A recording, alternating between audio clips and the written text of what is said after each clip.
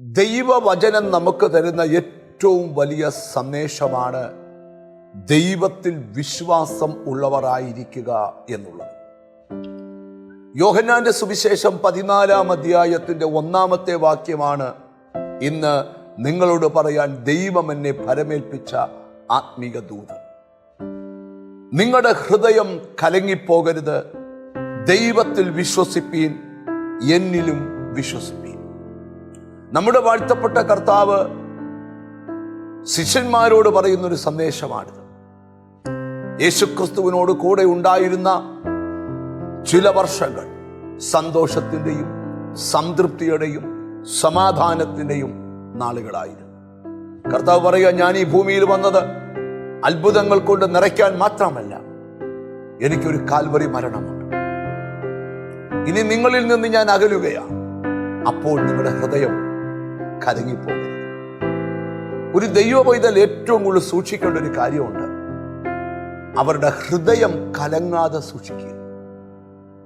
ആരുടെ ഹൃദയം കലങ്ങിയിട്ടുണ്ടോ അവരെല്ലാം പരാജയപ്പെട്ടിട്ടുണ്ട്.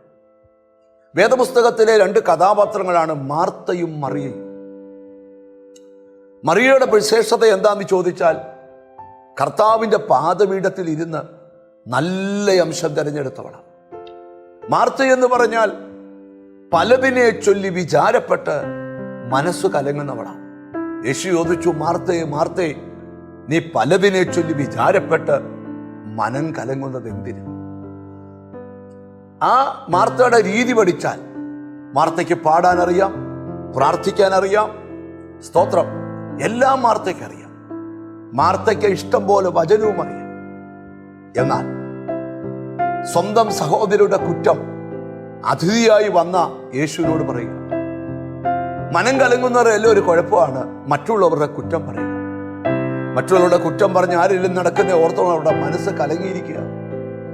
കർത്താവ് പറയും, നിങ്ങളുടെ മനസ്സ് കലങ്ങരുത്, എന്നിൽ വിശ്വസിപ്പീൻ.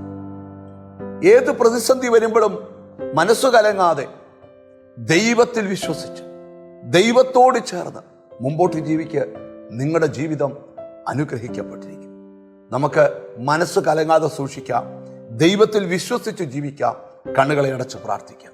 ഞങ്ങളുടെ കർത്താവേ, സ്വർഗസ്ഥ പിതാവേ, മനസ്സു കലങ്ങാതെ ദൈവത്തിൽ വിശ്വസിച്ച് ഓരോ ദിവസവും ജീവിപ്പാൻ കൃപ കൽപ്പിക്കണം. എന്നോട് ചേർന്ന് പ്രാർത്ഥിക്കുന്ന മക്കൾക്ക് വേണ്ടി പ്രാർത്ഥിക്കുന്നു. സ്വർഗം ഇറങ്ങി വന്നവരെ തൊടണം. നിന്റെ നാമം ചൊല്ലി അവരെ പിതാവിൻ്റെയും പുത്രൻ്റെയും പരിശുദ്ധാത്മാവിൻ്റെ നാമത്തിൽ അനുഗ്രഹിച്ച് പ്രാർത്ഥിക്കുന്നു. പ്രാർത്ഥന കേട്ടതുകൊണ്ട് നന്ദി. യേശു ക്രിസ്തുവിൻ നാമത്തിൽ തന്നെ ആമേൻ.